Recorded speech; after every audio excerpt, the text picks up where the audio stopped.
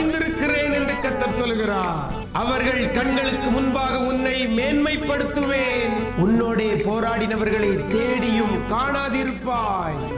நாளில் கூட கர்த்தர் நமக்கு தருகிற ஒரு வார்த்தை வார்த்தை வார்த்தை வார்த்தை உன் பாதைகளை செவ்வைப்படுத்துவார்.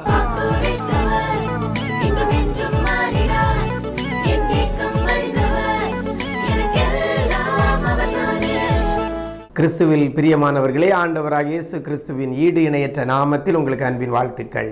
நிஜம் தொலைக்காட்சியின் இந்த விசேஷித்த வார்த்தை நிகழ்ச்சி மூலமாக உங்களை சந்திப்பதிலே மிக்க மகிழ்ச்சி அடைகிறேன். இந்த நாளிலேயும் கூட கர்த்தர் நமக்கு தருகிற ஒரு வார்த்தை நீதிமொழிகள் 3ஆம் அதிகாரம் 6ஆம் வசனத்தில் இவ்வாறாக வேதவசனம் சொல்லுகிறது, உன் பாதைகளை செவ்வைப்படுத்துவார் என்று வேதவசனம் சொல்லுகிறது. உன் பாதைகளை செவ்வைப்படுத்துவார்.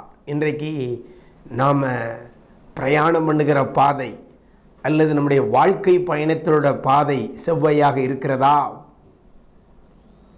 நம்முடைய பாதைகள் செவ்வையாக இருக்குமையானால் நம்முடைய பிரயாணம் இன்பமாக இருக்கும். தொழிலில் நம்ம பயணிக்கிற பயணமானாலும் சரி, வேலை பார்க்குற இடத்துல உள்ள அந்த வேலை அந்த ஜாப் என்கிற பயணமானாலும் சரி, குடும்ப வாழ்க்கை என்கிற பிரயாணமானாலும் சரி, எல்லா பிரயாணத்திலையும் பாதைகள் செவ்வையாக இருக்குமேயானால் பிரயாணம் இன்பமாக இருக்கும். இன்றைக்கு அநேகருடைய எதிர்கால வாழ்க்கை பயணங்கள் இன்பமாக இல்லை. பிரச்சனை, வேதனை, நெருக்கம், உபத்திரவம் இவைகள் தான் பெருகி இருக்கிறது. தொழில் பிரயாணத்தை எடுத்துக்கொண்டால் தொழிலில் ஏற்றத்தாழ்வுகள், நஷ்டங்கள், இழப்புகள், நிந்தைகள், அவமானங்கள், படுகொலிகள் இவைகள் மாறி மாறி வந்து கொண்டிருக்கிறது.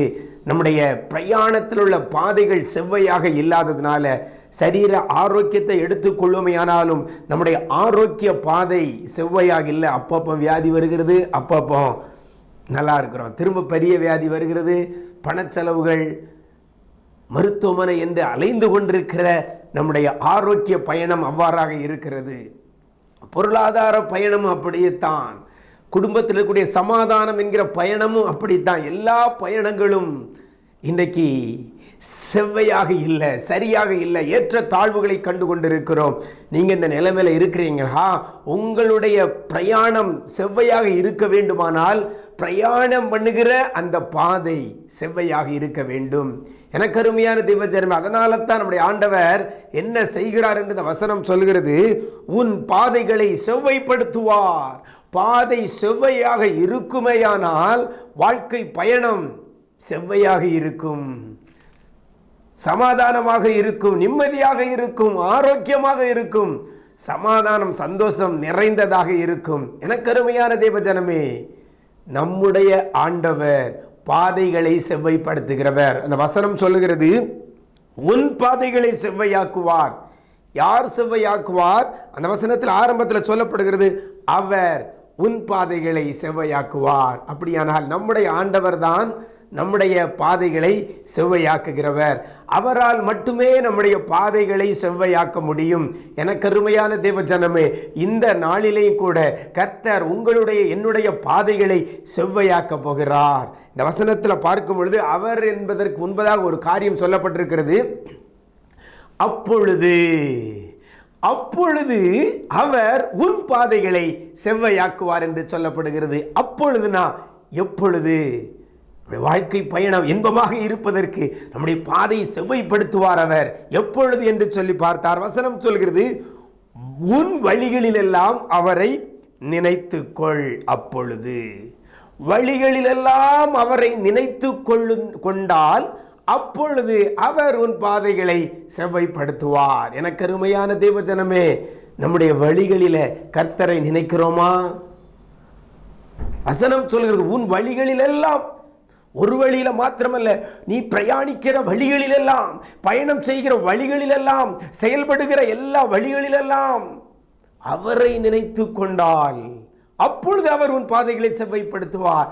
இன்னைக்கு நம்ம பிரயாணத்தில் யாரை நினைச்சுக்கிட்டு போறோம்? ஒருவேளை கிளம்பும் பொழுது ஒரு ஜெபம், ஒரு சின்ன ஜெபம் பண்ணியிருந்தோம், அப்படி தானே. ஆனால் பிரயாணம் பண்ணுகிற வேளையில் நம்முடைய மைண்டு என்னெல்லாம் யோசிக்கிறது? அவர் ஒரு ஆளை பார்க்க போகிறானா, அவர் இருப்பாரா, போன உடனே நம்ம அந்த காரியத்தை கேட்போம், செய்வாரா, இப்படி என்று சொல்லி அவரை குறித்தே நம்முடைய எண்ணங்கள் இருக்கிறது.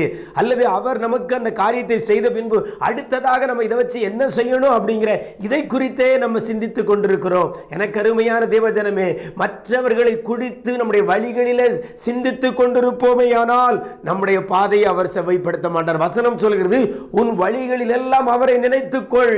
யாரெல்லாம் கர்த்தரை எப்பவும் நினைத்து கொண்டிருக்கிறீங்களோ அவர்களுடைய பாதைகளைத்தான் கர்த்தர் செவ்வாய்ப்படுத்துவார். அப்படின்னா நம்ம வழிகளில் எல்லாம் அவரையா நினைச்சிருக்கிறோம்? யாரெல்லாமோ நினச்சிக்கிட்டு இருக்கோம், அப்படிதானே? எதையெல்லாமோ நினச்சிக்கிட்டு இருக்கிறோம். அப்படின்னா கர்த்தர் நம்முடைய பாதையை செவ்வாய்ப்படுத்த முடியாது. யாரெல்லாம் வழிகளில் எல்லாம் அவரை நினைத்து கொண்டிருக்கிறீங்களோ, பிரயாணம் பண்ணுகிற வேளைகளில் எல்லாம் கர்த்தரை மகிமைப்படுத்தி கொண்டு, கர்த்தரை துதித்து கொண்டு, இருதயம் கர்த்தரை துதித்து கொண்டிருக்குமேயானால் உங்கள் வழிகளை அவர் செவ்வாய்ப்படுத்துவார். அவர் வழிகளை செவ்வாய்ப்படுத்துகிற பட்சத்தில் உங்களுடைய பிரயாணம் இன்பமாயிருக்கும், உங்களுடைய பிரயாணம் சந்தோஷமாயிருக்கும், உங்களுடைய பிரயாணம் மகிழ்ச்சியாயிருக்கும், உங்களுடைய பிரயாணம் ஒரு வெற்றியின் பயணமாக இருக்கும். எனக்கு அருமையான தேவஜனமே, ஒரே ஒரு காரியம், வழியை செவ்வாய்ப்படுத்த வேண்டும், பாதையை செவ்வாய்ப்படுத்த வேண்டும். பாதையை எப்பொழுது கர்த்தர் செவ்வாய்ப்படுத்துவார்? வழிகளிலெல்லாம் அவரை நினைத்து கொண்டிருந்தால்.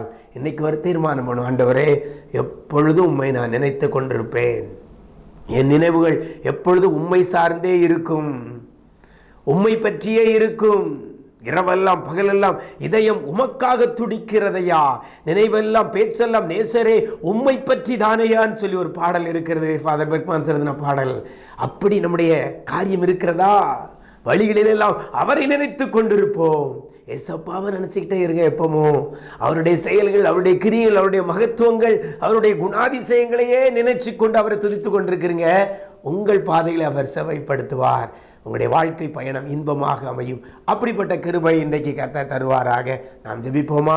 எங்களை நேசிக்கிற அன்பு நிறைந்த ஆண்டவரே, இந்த ஆசீர்வதிக்கப்பட்ட அந்த நல்ல நாளிலேயும் கூட ஆண்டவரே, அவர் உன் பாதைகளை செவ்வாய்ப்படுத்துவார் என்ற வார்த்தையின்படி பிள்ளைகளுடைய பாதைகள் செவ்வாய் இல்லாமல் இருக்கிறது. பொருளாதார பாதை செவ்வாய் இல்லை, சரீர ஆரோக்கிய பாதை செவ்வாய் இல்லை, வேலை வாய்ப்பு என்கிற பாதை செவ்வையா இல்லை ஆண்டவரே.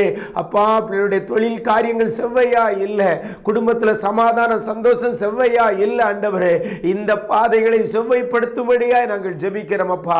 நீ சொல்லப்பட்ட வார்த்தையின்படி அவர் உன் பாதைகளை செவ்வாய்ப்படுத்துவார் என்ற வார்த்தையின்படி பிள்ளைகளுடைய பாதைகளை நீர் செவ்வாய்ப்படுத்துவீராக, பிள்ளைகளுடைய பாதைகளை நீர் செவ்வாய்ப்படுத்துவீராக. நீங்க செவ்வாய்ப்படுத்துங்கப்பா. யாரெல்லாம் வழிகளில் உண்மை நினைத்து கொண்டிருக்கிறாங்களோ, எப்பொழுது உண்மையே சிந்தித்து, உண்மையே யோசித்து, உண்மையே துதித்து கொண்டிருக்கிறாங்களோ, அப்படிப்பட்ட பிள்ளைகளுடைய பாதைகள், கரடு முரடாய் இருக்கக்கூடிய பாதைகள், ஏற்ற தாழ்வோடு இருக்கக்கூடிய பாதைகள், படுகுழி போல இருக்கக்கூடிய பாதைகளை என் ஆண்டவர் இன்றைக்கு நீர் செவ்வாய்ப்படுத்த போறதற்காக நன்றி செலுத்துகிறோம். உடைய நன்மையினாலும் கிருபையினாலும் பிள்ளைகளை நீர் முடிசூட்ட வேண்டும் என்று சொல்லி நாங்கள் ஜெபிக்கிறோம். நீங்க செய்ய போறதற்காக உமக்கு நன்றி ஆண்டவரே. நீங்க செய்ய போறதற்காக உமக்கு நன்றி அப்பா. அநேகருடைய பாதைகள் உம்முடைய சமூகத்தில் வழிகளில் உம்மை நினைப்பேன் என்று சொல்லி தீர்மானம் பண்ணி அதன்படி செய்ய போகிற அநேகருடைய பாதைகளை நீர் செவ்வாய்ப்படுத்த போறதற்காக நன்றி செலுத்துகிறோம். நன்மையினாலும் கிருபையினாலும் முடிசூட்டுங்க. இதிலும் பெரிதானவைகளை பிள்ளைகள் காண உதவி செய்யுங்க. இயேசுவின் மூலம் ஜெபிக்கிறோம் நல்ல பிதாவே, ஆமேன், ஆமேன். பிரியமானவர்களே, வழிகளில் எல்லாம் அவரை நினைத்துக் கொள்ளுங்கள். அவர் உங்கள் பாதைகளை செவ்வாய்ப்படுத்துவார். God bless you.